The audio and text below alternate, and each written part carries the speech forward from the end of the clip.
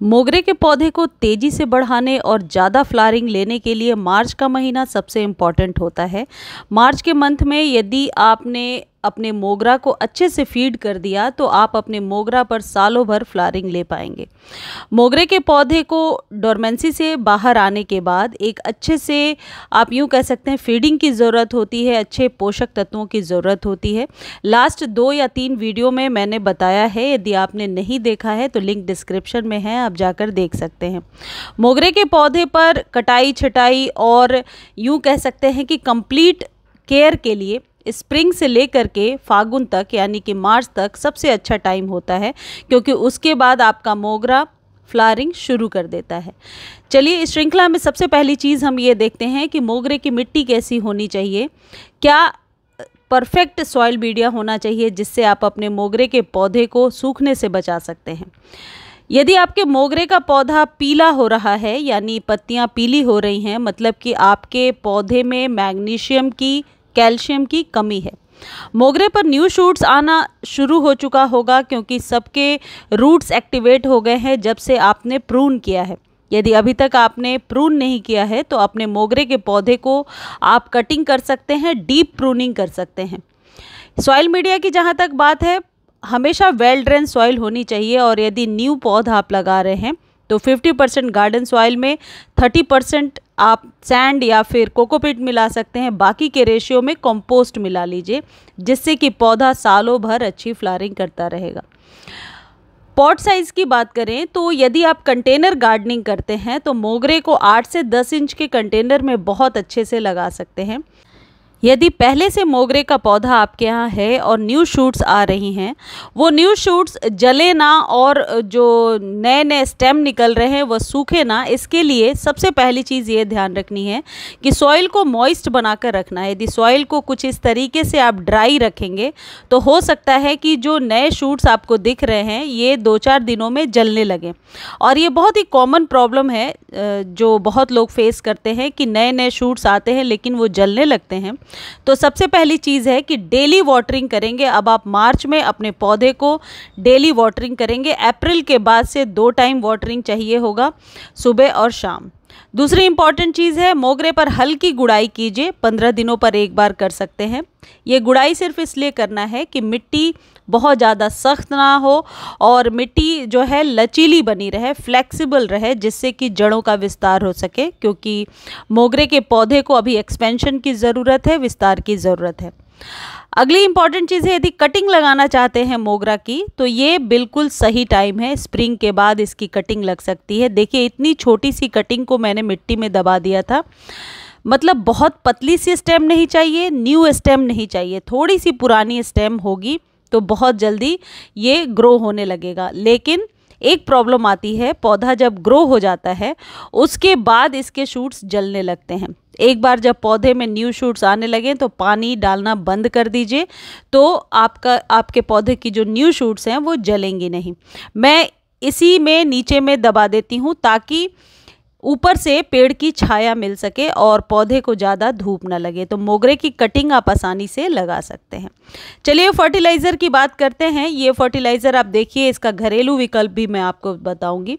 3 गमले के लिए आधा चम्मच चूना लिया है। मात्रा ध्यान रखिएगा, 1 चम्मच नहीं, आधा चम्मच।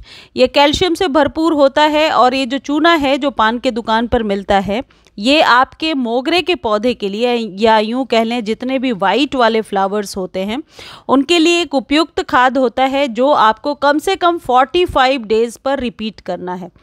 मोगरे के पौधे में यदि आप चूने का इस्तेमाल कर रहे हैं तो एक बार इस्तेमाल करने के बाद 45 डेज़ तक आपको रुकना पड़ेगा, क्योंकि इसका एक्सेस ऑफ यूज़ जो है आपके पौधे को एल्कलाइन बना देते कि फूल अपेक्षा से कम आएंगे। जितना आपने सोचा था उससे कम फूल आएंगे।